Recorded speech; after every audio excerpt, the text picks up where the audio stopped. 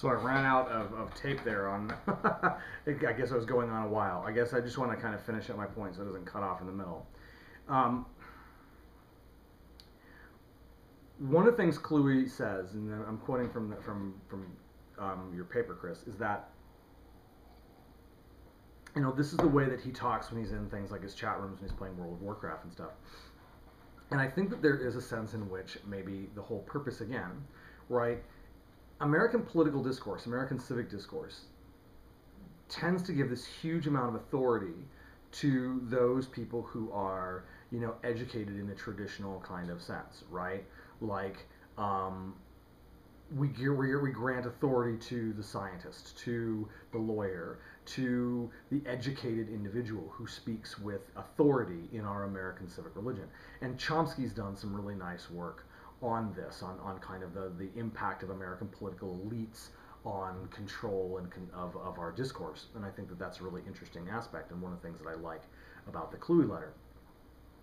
In effect, it's very possible that what Cluey's letter is Cluey's letter is like, hey, I can talk with big words too, but it's kind of a fuck you to the whole intellectual establishment, where he's in effect saying, listen, these issues are not complicated. These issues are not the kinds of things that we need to talk about as though we need experts, right? And in fact, I think there's almost kind of this big sort of fuck you to not just the people who are, right-wing conservatives who hate gay people, but also kind of a fuck you to, academics and liberal elites, who want to control the discourse with conversations about gender normativity and heteronormativity and, rights-based dialect. Yeah.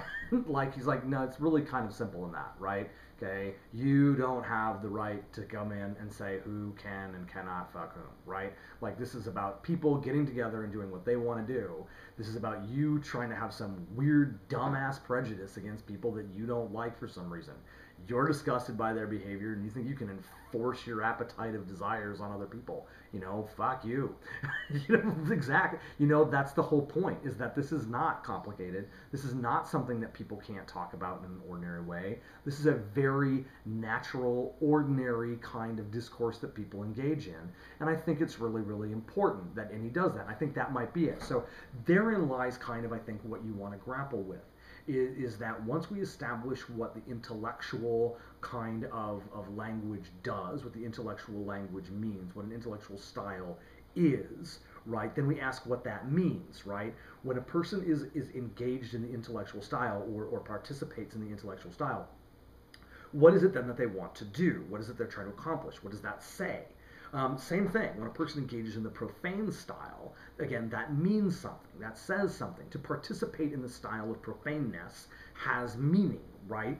And I think that's the really kind of crucial, interesting thing that we want to bring up here. Because when he collapses the distinction between the two, if in fact that's what he's doing, right, then that says something. Well, what does it say? And the more richer and developed our understanding and articulations of what those two styles are, then that gives us a richer and more complicated understanding of what they mean, and that gives us a richer and more developed sense of what the juxtaposition or the clash or the tension, the pulling away, the melding together of them does. So this is my short kind of follow-up conclusion. Overall, I think Chris has a really, really great paper. I think that you do a really good job, Chris. And I think that this is a subject of paper which really would, be a great place to continue exploring for further academic treatment and work. So, thus concludeth our lecture. Thanks.